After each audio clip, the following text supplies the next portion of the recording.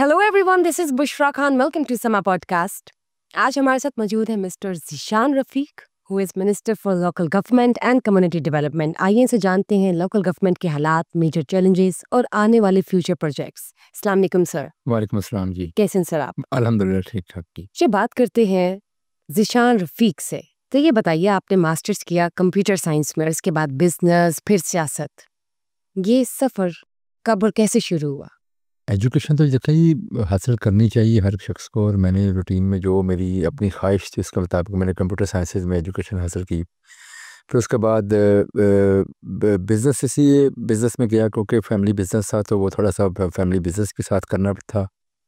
तो फिर मैं बाहर चला गया, वहाँ भी मैं बिज़नेस करता रहा साथ साथ।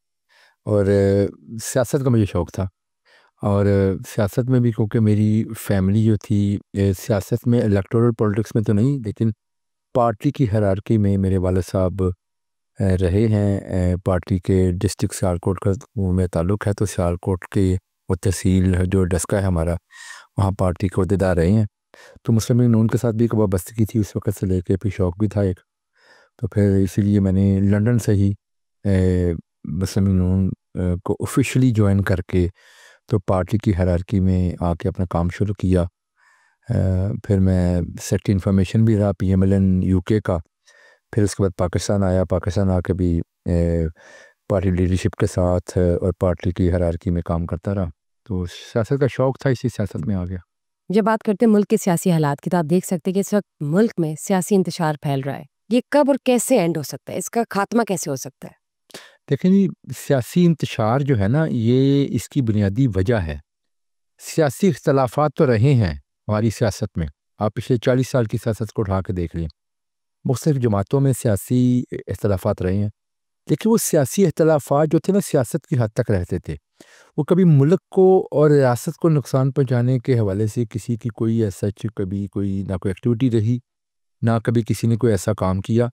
लेकिन ये इस पाकिस्तान की सियासत में जब से PTI की जमात का एक एडिशन हुआ और PTI ने जिस किस्म की सियासत को फ़रोग देना शुरू कर दिया, यानी कि बदतमीज़ी वाला कल्चर इन्होंने प्रमोट किया, लोगों की इज़्ज़तें उछालने वाला कल्चर इन्होंने प्रमोट किया।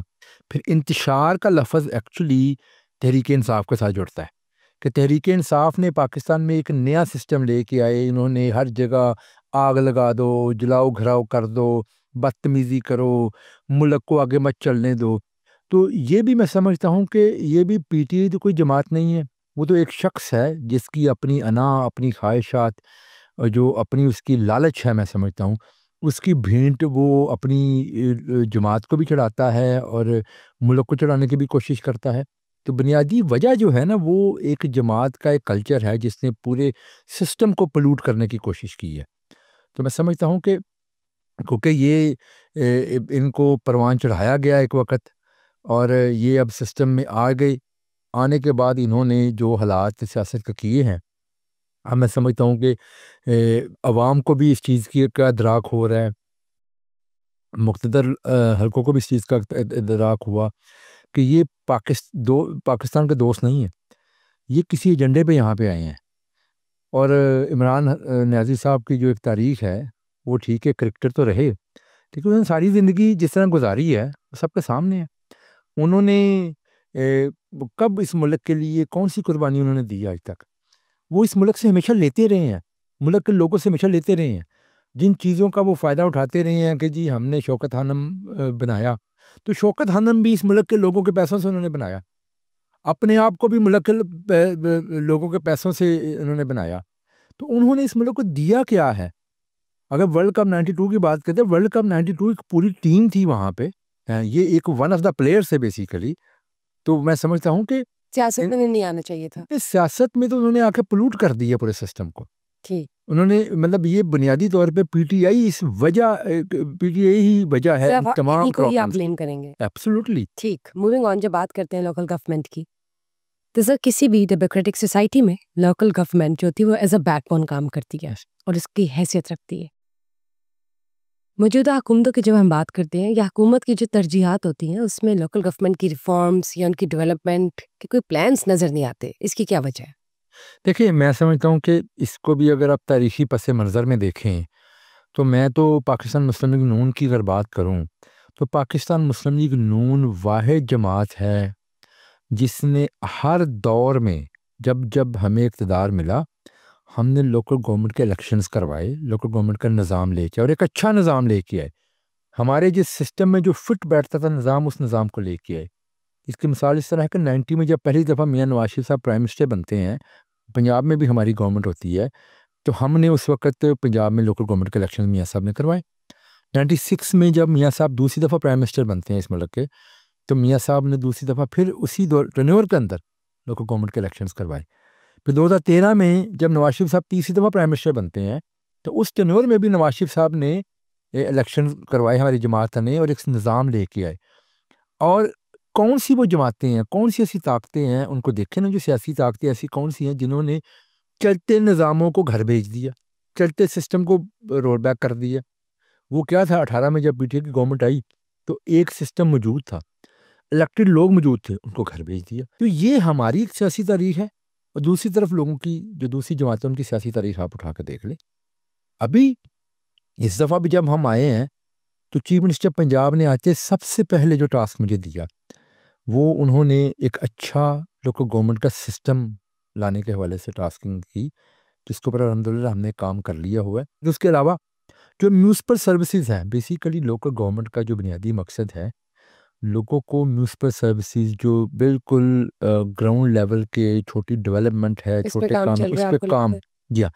अब म्यूनिसिपल सर्विसेज में सबसे एक अहम चीज़ है, वो ये है कि सॉलिड वेस्ट मैनेजमेंट का सिस्टम होता है। आप दुनिया में कहीं भी जाते हैं, किसी मुल्क में जाते हैं, तो सबसे पहले आपको क्या चीज़ अपील करती है, वहाँ पे आप देखते हैं जी सफाई बड़ी है, हाँ साफ़ सुथरा है। तो ये जो आपने साफ-सुथरा की बात की, जो प्रोजेक्ट है आप लोग का सुथरा पंजाब, जी इसके हवाले से भी जो फीचर्स हैं, वो बताइएगा और ये क्या टाइम लिमिट क्या है? मतलब आप देख लोग ने क्या रखा है माइंड में कि कब तक ये जो है आप लोग अपना गोल जो ऑब्जेक्टिव है वो अचीव कर लेंगे और इससे फ़ायदा क्या होगा आम आदमी को? देखें जी, बात ये है कि सुथरा पंजाब जो प्रोग्राम है, मैं उस पे आने से पहले सबसे पहले आपको बताता जाऊँ कि एक्चुअली इस प्रोग्राम से पहले हमारी ग्राउंड रियलिटी क्या थी, हम कहाँ खड़े थे और इसके बाद हमने कहाँ जाना है। इस वक्त सूरत हाल ये थी कि पंजाब जो 13 करोड़ लोगों का सूबा है, उस पंजाब में हमारे यहाँ रूरल एरियाज़ जो कि 65 टू 70% है, उसमें कोई सॉलिड वेस्ट मैनेजमेंट का सिस्टम मौजूद ही नहीं, सिरे से मौजूद नहीं, और आज तक कभी नहीं बना। जो हमारे अर्बन एरियाज़ हैं, अर्बन एरियाज़ में जो हमारी म्यूनसिपैलिटीज़ हैं, जो इन्हें बल्दिया हम कहते हैं, वहाँ का टूटा फूटा निज़ाम मौजूद होता था, जो चलता था। और एक जो हमारे बिग सिटीज़ हैं, वहाँ पे वेस्ट मैनेजमेंट कंपनीज़ मौजूद थीं, और उसकी बुनियाद भी शहबाज शरीफ साहब ने रखी है। और आपको पता है कि लाहौर को वेस्ट मैनेजमेंट कंपनी के आने से पहले और बाद में आप देखें तो लाहौर में जब LWMC बनी, तो उससे पहले क्या हालात थे, उसके बाद क्या हालात हुए। तो एक तो वो स्टेप हमारी ही गवर्नमेंट ने लिया। अब वज़ीर आला पंजाब ने इस चीज़ का अहद किया, और ये बहुत एक मैं समझता हूँ कि एक फ्लैगशिप प्रोजेक्ट है, तारीख़ी काम है कि पूरे पंजाब को रूरल एरियाज़ और अर्बन एरियाज़ इन तमाम के लिए वो एक यकसा सिस्टम लेके आ रही हैं सॉलिड वेस्ट मैनेजमेंट का। इसमें डोर टू डोर कलेक्शन से लेके उस कूड़े को डंपिंग साइट तक, जो हर तहसील की सतह के ऊपर डंपिंग साइट एक बनेगी, मिनिमम एक, इससे ज़्यादा भी बनी होंगी, उन डंपिंग साइट्स तक जो है ना उस कूड़े को जाके वहाँ पे तल्फ करने की जो है ना पूरा एक निज़ाम, उसको कलेक्शन के बाद उसकी ट्रांसपोर्टेशन, ठीक। यानी कि ये ज़ीरो वेस्ट करना और ज़ीरो वेस्ट को मेंटेन करना। तो ये एक निज़ाम पूरे पंजाब में, ये तारीख़ी कदम है। इम्प्लीमेंट कब तक होगा? क्या देखिए टारगेट है? उसमें ये है कि उन्होंने ये जो निज़ाम है, इसके हवाले से सीएम पंजाब का विजन था कि इसको हम आउटसोर्स करें, इसको हम प्राइवेट सेक्टर के हवाले करें। दुनिया इस तरह चलती है जी, दुनिया में ये काम इस तरह चल रहा है। तो हमने इसकी आउटसोर्सिंग तकरीबन 80% अल्हम्दुलिल्लाह मुकम्मल हो चुकी हुई है। 3 तारीख को, 3 दिसंबर को सीएम पंजाब इसको इनॉग्रेट करने जा रही हैं। जी। और यकीनन ये एक नया सिस्टम है। इस सिस्टम को अपने पाँव पे खड़े होने को 2 महीने लग जाएंगे, लेकिन आप देखें कि सिर्फ 8 माह की कलील मुद्दत में पंजाब की 150 तहसीलें हैं, 150 तहसीलों को आउटसोर्स कर देना, और वो उसको आउटसोर्स करके फिर एक, जब हमने आउटसोर्सिंग का प्रोसेस शुरू किया तो लोगों ने बातें की कि शायद को बाहर वाली कंपनी के लिए ये स्टेज सेट किया जा रहा है। ऐसी बात नहीं थी। सीएम पंजाब ने लोकल इंडस्ट्री को इसमें प्रमोट किया, ठीक लोकल इंडस्ट्री इसमें आई है। और आपको मालूम होना चाहिए कि इस मंसूबे से फायदा हो 1 लाख से ज़्यादा लोगों को रोज़गार मिलने जा रहा है। तकरीबन कोई 20-25-30 हज़ार के करीब नई मशीनरी ऐड होगी, जो वो मशीनरी भी लोकल मेड होगी। मशीनरी का मतलब है कि जो हमारे जैसे ट्रॉली ट्रैक्टर्स होते हैं, ये लोडर रिक्शाज होते हैं, या इस तरह के डंपर्स होते हैं, ये सारी लोकल मेड मशीनरी मौजूद होगी इसमें। तो आप देखें कि इसका कितना ज़्यादा इम्पैक्ट आएगा आपकी लोकल इंडस्ट्री को, इकॉनमी का पहिया चलेगा, माहौल साफ़ होगा। क्योंकि जब तक सॉलिड वेस्ट का कोई सिस्टम मौजूद ना हो तब तक आप वो लोगों को साफ माहौल प्रोवाइड नहीं कर सकते। ठीक लेट्स यही सी कॉज बनता है सीवरेज का, ड्रेनेज की, ब्लॉकेज का, जिससे भी कई बीमारियां फैलती हैं। ठीक है, ये तो आपने विजन बताया ना, इनॉग्रेशन जो है वो 3 दिसंबर को। थर्ड लेट्स सी उनके बाद कितनी जल्दी इम्प्लीमेंट होता है, ग्रेजुअली इंशाल्लाह होगा क्या जी, जो इसको आउटसोर्सिंग हमने कर आउटपुट दी है वो सामने आती जी है, सब इंशाल्लाह। देखेंगे। सर जब बात करते हैं अगेन लोकल गवर्नमेंट की, तो ये बताइए कि आपको नहीं लगता कि जनरली जब बात करते हैं लोकल गवर्नमेंट के इख्तियारात को महदूद करने से गवर्नेंस पर फायदा हो रहा है या नुकसान हो रहा है? देखिए जी, मैं समझता हूँ कि लोकल गवर्नमेंट के इख्तियारात को महदूद ना कोई करना चाहिए, और ना ही हमारी एक सियासी तारीख, जैसे मैंने बयान की, ना हमने कभी ये काम किया है। हम तो लोकल गवर्नमेंट को एम्पावर करने के हवाले से हमारी पार्टी का हमेशा ये बड़ा, हमारे मैनिफेस्टो का हिस्सा है ये। और ये लोकल गवर्नमेंट्स की प्रॉब्लम ये रही है कि इसमें कंसिस्टेंसी नहीं रही। सबसे बड़ा इशू ये रहा है कि कंसिस्टेंसी नहीं, कोई निज़ाम, एक गवर्नमेंट आई, उसने एक निज़ाम लाए, इलेक्शंस हुए, लोग इलेक्ट होके आगे, अगली गवर्नमेंट उसको चलने ना दिया। फिर अगली गवर्नमेंट आती है, फिर वो निज़ाम लाती है, एक मेहनत करके काम करके लाती है, तो फिर उसके बाद चलिए वो हो आप जाता है। इस गवर्नमेंट हम में किस तरह से चेंज ला रहे हैं ये बताइए। तो हम तो बेसिकली इस सिलसिले में एक तो निज़ाम लेके आ रहे हैं। हम ये निज़ाम इंशाअल्लाह बहुत जल्द आ जाएगा, इसके ऊपर इलेक्शंस भी करवाएंगे, इस निज़ाम को आगे लेके चलेंगे। एक्चुअली इसमें, क्योंकि ये एक आइनी तौर पे प्रोटेक्टेड है ये सिस्टम, लेकिन आइन में इसकी हवाले से मैं समझता हूँ कि एक अमेंडमेंट होनी चाहिए, ताकि आइन जो है ना पाबंद करे कि जिस तरह हर 5 साल के बाद कौमी असम्बली के और सूबाई असम्बली के इलेक्शंस होते हैं, इसी तरीके से एक टेन्योर हो जिसमें तमाम सूबे पाबंद हों कि वो हर उस एक टेन्योर के बाद जो है ना अगले लोकल गवर्नमेंट्स के इलेक्शन करा दें। जब बात करते हैं मरीम नवाज की, तो उन्हें उनके मुखालफिन टिकटॉकर कहकर पुकारते हैं। आपने उस्मान बस्तार का दौर भी देखा, आपको क्या लगता है कि दोनों में, मरीम नवाज और उस्मान बस्तार दोनों में किसकी सीएमशिप बेहतर थी? देखिए, मैं समझता हूँ कि उस्मान बुज़दार के दौर में शायद आपको दौर का इल्म नहीं है। उस्मान बुज़दार के दौर का और मरियम नवाज शरीफ साहिबा के दौर का कोई कंपैरिजन हो ही नहीं सकता। मैं मरियम नवाज शरीफ साहिबा ने 8 माह के अंदर जो काम करके दिखा दिए हैं, मैं ज़ाती तौर पे समझता हूँ कि पंजाब की तारीख में इतनी स्पीड के साथ इतने इनिशिएटिव्स कभी भी, बल्कि तमाम सूबों की तारीख में आपको उठा के देख इनिशिएटिव तो इनिशिएटिव हो ही जाते हैं, गवर्नमेंट इवेंट और एग्जीक्यूट करना सबसे बड़ी बात एग्जैक्टली, मैं बताता हूँ आपको, है। लीड के इनिशिएटिव आगे क्या? आपका कोई भी काम होता है, पहले आप उसको इनिशिएटिव लेके आते हैं, फिर उसके ऊपर इम्प्लीमेंटेशन उसकी शुरू करते हैं। मरियम नवाज शरीफ साहबा के जितने इनिशिएटिव्स हैं, वो तमाम के तमाम इम्प्लीमेंटेशन उन पे हो रही है। मैं आपको गिन के दिखाता था। मुझे बताएं, क्या क्लिनिक्स ऑन व्हील इस वक्त ग्राउंड पे मौजूद हैं कि नहीं मौजूद? मुझे बताएं, क्या मोबाइल हॉस्पिटल्स जो है ना वो इस वक्त मौजूद हैं कि नहीं मौजूद? क्या अपनी छत अपना घर, ये प्रोग्राम जो है ये ग्राउंड पे मौजूद है कि नहीं मौजूद? लोगों को घरों के लिए लोन्स मिल रहे हैं कि नहीं मिल रहे? और ये तो देखें, मिल चुके हैं अब तक। देखें उनका जो देखिए ये टारगेट, स्कीम्स तो हर हुकूमत में आती है, हर नहीं साल कभी नहीं चलती आई, है। कभी नहीं आई। मुझे बताएं, और अब पिछली हुकूमत में आई थी, मैं खुद इसकी मैं बताता इसको हूँ, बता सकती हूँ कि मेरे सामने किन्होंने अप्लाई किया, उनकी सारों की कैंसिल हो गए। मैं बताता हूँ। अब दोबारा आप लोग का ये जो एक नया प्रोजेक्ट नहीं, मैं आपको बताता हूँ, फर्क बताता हूँ ना। पर वे मिलेंगे कब ये बताइए। मैं बताता हूँ, इट्स इजियर इनिशिएट, उसको लेके एंड तक शॉर्ट टर्म चलना बहुत 3 माह इट्स नॉट दैट इजी, मतलब से पिछले इजी नहीं है, पिछले 3 माह से कहना आसान है। मैं बताता हूँ आपको, मैं बताता हूँ, पिछले 3 माह से हर माह तकरीबन 6 से 7 हज़ार फैमिलीज़ को लोन दिए जा चुके हैं, और हर माह ऐड हो जा रहे हैं, क्योंकि इसका सीएम पंजाब का विजन है कि इन 5 सालों में हमने 5 लाख लेकिन घर आप बनाने। देखिए, जो आप लोगों से कर्जे दे रहे हैं, जो घर ही नहीं बना सकते, वो कर्जे कैसे उतारेंगे? आप लोग नहीं, भी प्रोजेक्ट्स निकालें, ऐसे नहीं, और चलिए आपने अगर निकाले तो कितने कब तक मिलेंगे? मैं बताता हूँ, नहीं दे दिए। पावर्टी आप देखें, गरीब से गरीब मैं होता जा रहा है, आप और मुझे सारा मसला ही रोटी आप मुझे कपड़ा मौका मकान। दें बात करने का, मैं आपको बताता हूँ। मैं तो आप तो बात का कंपैरिजन कर रही हैं उन लोगों की नहीं मैं जिन्होंने सिर्फ भड़के मारी, नहीं इन्होंने सिर्फ बातें आप की। कंपैरिजन की हम बात नहीं, मेरी बात सुनिएगा, देखिए, हमने तो ग्राउंड पे चीजें लेके। जब करंट गवर्नमेंट आती है, रिगार्डलेस कौन सी पार्टी की है, हम पार्टीज के साथ पर्सनल नहीं होते, उस हुकूमत का मुझे काम है मौका कि दे, वो मैं फिर समझाता हूँ, अवाम के लिए कुछ करके जाए। मुझे मौका दे, करंट गवर्नमेंट पे ये क्वेश्चन बनता है। मैं बताता हूँ आपको ना, मैं वही इनिशिएटिव बता रहा था। उसमें अपनी छत अपना घर के तहत 3 माह हो गए हैं, ये तीसरा माह चल रहा है। हर महीने नए लोगों को लोन्स दिए जा रहे हैं। 15 लाख तक का लोन दिया जा रहा है एक फैमिली को, और उसकी जो किस्तें हैं उसके ऊपर कोई हिडन चार्जेस नहीं है। एक शख्स है जिसके पास ज़मीन है, लेकिन बेचारे के पास पैसा नहीं है, वो किराए के मकान पे रह रहा है, वो 15-20 हज़ार रुपया वहाँ पे रेंट दे रहा है। तो सीएम पंजाब ने उनको ये लोन दिए हैं ऐसे लोगों को जिसको उसकी वापसी के लिए ये इंश्योर किया गया है कि 12,000 से ज़्यादा किस्त महीने की ना बने, और इसको टाइम स्पैन भी इसका ऐसे रखा है कि 12,000 से ज़्यादा किस्त ना बने और वो अपना घर बना ले, उनकी अपना घर बन जाएगा। ये छोटा काम नहीं है। लेकिन आप और देखिए आप 12,000 की वो बात करती है, मेरी अर्ज सुन, जो बिजली के बिल लोगों के 1.5 लाख से उस ज्यादा आ पर भी रहे हैं, मैं उस आता हूँ, पे उस पर भी मैं आता हूँ, उस पर भी मैं आता हूँ, मैं मौका देता हूँ, वो कैसे? मुझे मौका देने, मैं बताता हूँ आपको।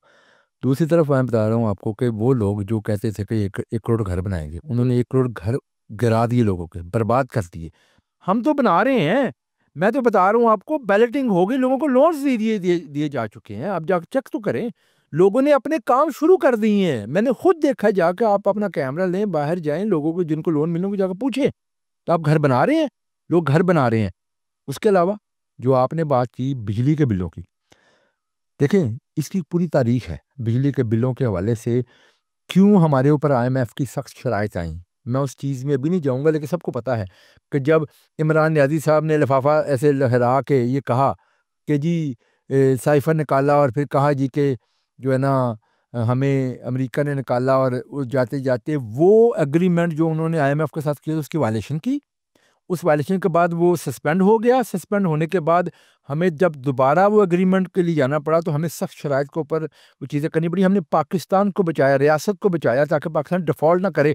और ये लोग, मुझे मौका दीजिएगा, ये लोग चाहते थे कि ये पाकिस्तान डिफ़ॉल्ट कर जाए। डिफ़ॉल्ट करेगा तो किस हद तक महंगाई जाएगी, इनको शायद इल्म नहीं था। उस चीज़ों की वजह से ऑब्वियसली हमारी बिजली के बिलों पे भी फ़र्क आया। देखिए, जब बिजली के बिल बहुत ज़्यादा थे, तो चारों सूबे मौजूद है ना, तो सिर्फ मरियम नवाज शरीफ ही बाहर निकली, उन्होंने लोगों को रिलीफ दिया। उन 2 माह में जब बिल्स बहुत ज़्यादा आए थे, तो मरियम नवाज शरीफ साहिबा ने उस वक़्त तकरीबन 55 अरब की लागत से पंजाब के लोगों को, जो मिडिल क्लास के लोग थे, जो कि 200 से लेकर 500 यूनिट के दरमियान थे, उनको 4-4, 5-5 हज़ार, 6-6 हज़ार तक हर एक बिल के ऊपर उनको रिलीफ दिया गया। कि ये मरियम नवाज शरीफ ने किया, ये हो चुका है। देखिए, आपने बात की ना इनिशिएटिव की, कंपैरिजन जो करते हैं ना, अच्छा उनका तरक्की नहीं करे। मैं बता नहीं तो अगर कैसे करेगा, कंपैरिजन करते रहे पिछली गवर्नमेंट ने क्या किया, तो उससे हम मुल्क मैं बताता हूँ कैसे तरक्की करेगा, मुल्क तरक्की कर। कैसे हो सकता है, ये हमारे बात हाँ, होती है। आप भूल जाए पिछली कंपैरिजन का सवाल तो आपने किया, तो मैंने तो पहले अगर कहा एक दिन ये गवर्नमेंट भी पास्ट बन जाएगी, तो करंटली ये गवर्नमेंट क्या क्या कर सकती है सिटीजन्स के लिए, हम उस पे बात। मैं मेरी मुझे मौका दीजिए। आपने कंपैरिजन का सवाल किया, मैंने कंपैरिजन की बात की, मैंने ये बात की, मुस्तार और मरियम नवाज की तो मैं सीएमशिप पे था, नहीं गवर्नमेंट पे नहीं। नहीं, तो गवर्नमेंट ही होती है ना, गवर्नमेंट सीएम। हमने बात की इन प्रोजेक्ट्स की जो आपने उनका तो प्रोजेक्ट था ही को नहीं, मैंने तो अभी गिनने शुरू किए हैं प्रोजेक्ट। लॉन्ग टर्म इम्प्लीमेंटेशन मैंने मुझे बात मुझे चले। अब आपने सवाल ऐसा किया, मुझे मौका दे, मैं सारे इनिशिएटिव गिनता हूँ। इमिग्रेशन तो ठीक है हो रही है, नहीं नहीं नहीं, मैं तो बताया लोग घर बन रहे हैं, चलेंगे तो बाद में घर बन चुके हैं, लोगों को रिलीफ बिलों में दिया जा चुका है। चलिए लेट्स सी उन से भी उनका भी सॉरी पूछ लेंगे जब बन जाएंगे। 50 लाख के करीब फैमिलीज है जिनको 50 लाख घर, जिनको ये रिलीफ दिया जा रहा है। और उसके बाद अगली मेरी बात सुने, बिजली के ऊपर मरियम नवाज शरीफ साहबा ये इनिशिएटिव लेके, अब देखें ना फेज वाइज चीज़ें होती हैं। पहले फेज में लोगों को रिलीफ दिया गया, अब इसके बाद सोलर पैनल, सोलराइजेशन के ऊपर हम जा रहे हैं, ताकि लोगों को सोलर पैनल दें, उनका परमानेंट सोल्यूशन किया जाए, इन लोगों के बिजली के मसले उनके हल किए जाएं। तो देखिए, ये सारी काम गवर्नमेंट ऑफ पंजाब करी। फिर मैं आपको बताऊं, अभी मैंने इनिशिएटिव शुरू किए। बिजली की बात करें, मुझे एक बात बताएं, इतनी लोगों ने अपनी जानें ले ली ये देखकर के बिजली के बिल कितने थे, तो फेज वाइज वहाँ पे मैं कहता हूँ जाने लेती है। देखिए, बाकी जो 3 सूबे हैं, उन 3 सूबे, वो सूबे कहाँ थे, मरियम नवाज शरीफ साहबा को कौम ने लोगों ने अप्रिशिएट किया इस चीज़ के ऊपर कि वो हमारे साथ खड़ी हुई, और बाकियों ने हमें तनकीद का निशाना इसलिए बनाया गया कि ये क्यों लोगों को पैसे दे रही हैं, ये लोगों पे क्यों पैसे लगा रही हैं। देखिए, मैं समझता हूँ कि आप कंपैरिजन अगर करें, आप अगर देखें तो आप देखें कि पंजाब में जो इस वक्त गवर्नेंस चल रही है वो बहुत बेहतर चल रही है। ज़मीन आसमान का फ़र्क है इस वक्त बाकी सूबों से। मैं अभी इनिशिएटिव बेतहाशा है, आप मुझे मौका दें, मैं सारे बोलता जाता हूँ आगे। इनिशिएटिव आप आटा देख रहे, एक छोटी एक मिसाल देखिए, ये देखेंगे कि वो आगे कितने लॉन्ग टर्म चलते हैं। नहीं, लुकिंग फॉरवर्ड चल रहे हैं, इस वक्त चल रहे हैं। ठीक। क्या अब मैं एक बात, मैं गंदम की बात करता हूँ। आटा सस्ता मरियम नवाज शरीफ साहबा की पॉलिसी की वजह से हुआ। जब 4,000 रुपये का आटा बिकना था, गंदम बिकनी थी, तो मुझे बताएं कि जो लोग तकरीबन 70% लोग जो बाज़ार से आटा खरीद के जो है ना वो इस्तेमाल करते हैं, उनको कितनी महंगाई का सामना करना पड़ा था। वही आटा 3,000 से नीचे आ गया, वो गंदम, तो वो रिलीफ डायरेक्ट लोगों को मिला है। लेकिन अब आलू तो 250 रुपए किलो मिल रहे हैं। देखें, पंजाब वाहिद सूबा है। ये चीजें, ये this is a never ending talk. नहीं, मैं वी कैन स्टिल देखिए, जो काम हमने अच्छे किए, नहीं, जो काम हमने अच्छे किए उसको अप्रिशिएट करें। मैंने आटे की बात की ना, आटे की बात मैंने क्यों की? पानी के बाद सबसे ज्यादा जो लोग इस्तेमाल करते हैं अपना मकान, रोटी है, सिंपल सी बात, आटा है। तो आटा वो चीज़ है जिसको ये मरियम नवाज शरीफ साहबा की पॉलिसी थी, जिसकी वजह से आटा सस्ता इस वक्त पूरे पाकिस्तान में चल रहा है। आगे कितना किस इंशाल्लाह आगे भी चलेगा। और आम शहरी को किस हद तक कितना रिलीज? आप किसानों के वाले से पूछ लें, आप स्कूल एजुकेशन के वाले से चाहूंगी आपसे। जी बिल्कुल। मैं नवाज शरीफ की खामोशी पर उनके मुखालफीन बहुत बातें करते हैं, इस हवाले से आप क्या कहेंगे? मैं नहीं समझता कि मियां नवाज शरीफ साहब खामोश हैं। नवाज शरीफ साहब की जमात जो है ना वो पंजाब में भी डिलीवर कर रही है, वफाक में डिलीवर कर रही है, और उनकी गाइडेंस के साथ डिलीवर कर रही है। वो आपको बहुत सारी जगहों पे नज़र भी आते हैं। नवाज शरीफ साहब की ही जो पॉलिसीज़ हैं, उनकी लीडरशिप में ही ये काम हो रहा है। चल रहे हैं। अब बात ये है कि मैं बताता हूँ, जो मियाँ साहब के मुखालिफिन जो है ना, वो जो ये बातें करते हैं ना, उनके यहाँ कल्चर हो रहा है। उनके यहाँ कल्चर ये है कि वो, उनका लीडर जो है ना वो निकलता है बाहर, वो बदतमीज़ी करता है, वो लोगों के गालम गलोच करता है, वो ये बातें करते रहे।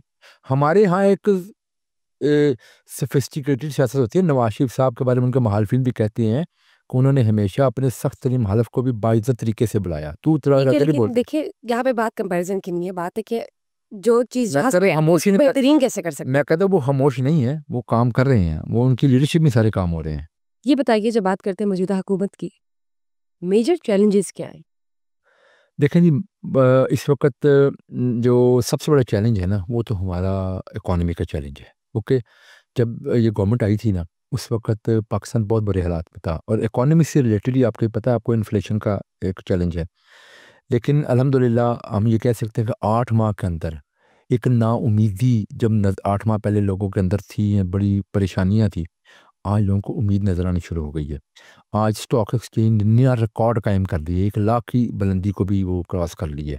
और इसके अलावा इन्फ्लेशन रेट कंटिन्यूसली नीचे आ रहा है, जो आपका इंटरेस्ट रेट है वो नीचे आ रहा है।